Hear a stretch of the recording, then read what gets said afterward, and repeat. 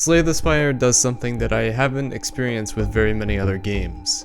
It tricks you into believing that it's easy to beat, and then it curb stomps you half to death.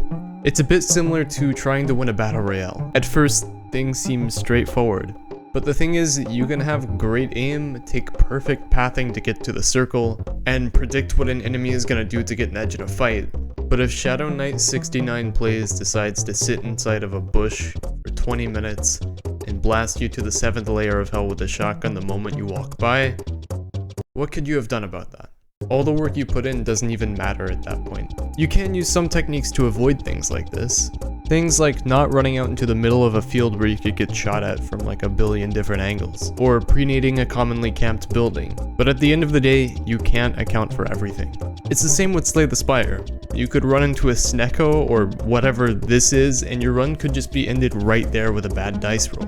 But somehow the game being punishing doesn't make it any less fun. Every fight is enjoyable just because of the small or large dopamine hit you get from taking out a monster, and it's also fun because of the fact you get to build a completely different deck every time you play. And from my experience, all of the playstyles you can build are really fun.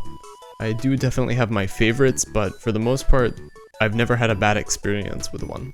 I do realize that saying this game is punishing kind of contradicts something I said in the last video. I said that the game gives you control, or at least the illusion of control. The more you play the game, the more you realize how randomized the game actually is. If you want to build a certain deck, you have to pray that you get the right cards. You do have 3 cards to choose from in the card rewards, but at the end of the day, it's only 3 cards. It's not uncommon to go multiple card rewards without getting anything that fits into your deck or playstyle. And it's kind of a necessity to have a powerful deck to win this game. If you just grab random cards and hope for the best, then your fights will become much tougher. And you'll probably eventually die if your cards don't synergize that well with each other. So I'd say one of the best things to do in this game is to be flexible. One piece of advice from me would be choose cards that can build into multiple different playstyles instead of just boxing yourself into one. If you're banking on getting a single card to win or to enable your deck, then your strategy is probable not to work. An example would be a block build I tried to run as Ironclad. There is a card called Body Slam which does damage equal to your block. If you just stack up on block cards and have a couple Body Slams, then you're set. You're untouchable and you're doing a lot of damage. But your entire build is based on the fact that you at some point in the run get Body Slam. The only other option is to get a bunch of offensive cards that will probably muddy up your deck and won't synergize well with your defensive cards. Sure, if you get Body Slam as a first card, then definitely go for it. Build defensive all you want. But if you're building a bunch of defensive cards hoping that you'll get Body Slam, I'm sorry, it's tough luck. Usually you just have to go with what you're given and be adaptable. And in a way that's really charming about this game. You can't be a playstyle one trick. You have to be a jack of all trades. You're forced to try things a different way than you expected to, because if you don't, you'll end up like me. Even though the game doesn't let you choose much, there are some things that will end your run if you do incorrectly. And I don't just mean things like choosing to fight an elite instead of resting on 2 health with a health drain build. I also mean things like crowding up your deck with cards that look cool but don't fit the rest of your deck. Or picking a relic that would screw you over for only a slight buff. I should use vulnerable. No, no, let me cast them, please. And this brings me to my point. In Slay the Spire, sometimes less is more. The more cards you have in your deck, the more randomized your hand will be, and that indirectly gives you less control over your run. If there are cards that you want to be in your hand more often, then there are a couple things you can do. You can, 1, pick up cards and relics that allow you to draw more cards. You can add more of the cards that you want into your deck, or you can remove cards that you don't want to draw. And of course, you can avoid all of it by just skipping card rewards where none of the cards fit your deck. The annoying thing about adding and removing cards is how much time the game actually gives you to build a deck. Every time I would play a run, I felt like the perfect version of my deck was just out of reach, because I wasn't able to pick up enough of the right cards or remove enough of the cards that I was sick and tired of drawing. And I think that's part of where the difficulty comes from. There will always be problems with your deck, you just need to pick and choose which ones are the bigger problems and fix those. Or you can completely ditch your old idea of what you thought your build was gonna be and grab some reliable cards. So, What did I learn after playing Slay the Spire for 20 more hours? The game is really unfair and hard. I 1. Overestimated my skill and finesse in roguelike card games, or 2. I completely underestimated the difficulty of this game. But you know what? It was totally worth it. Every stream was a lot of fun, and I found myself not being able to stop streaming the game. And then finally, after so many close calls that led to disappointment.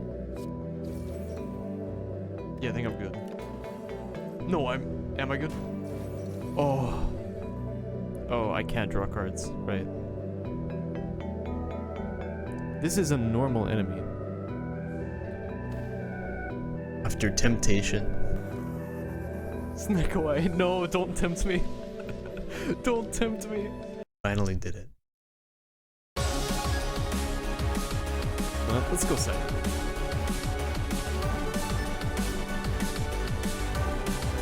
Poison.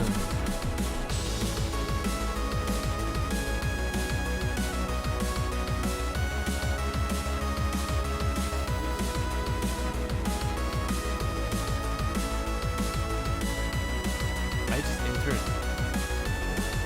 Wow. This is the one I win, right?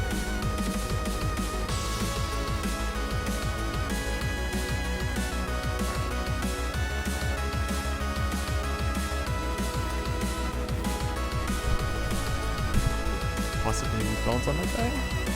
Yeah. Oh, he's not that.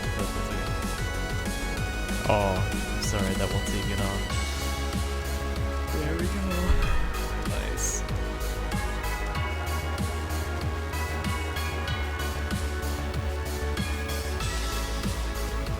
Alright, there we go.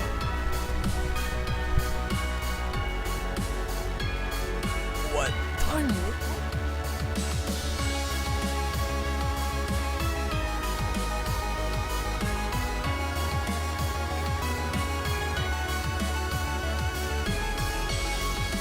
This guy. I need more catalysts. Let's do this.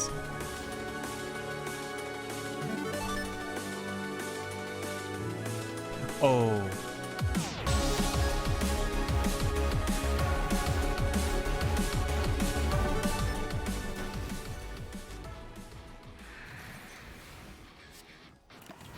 Oh, he's so low.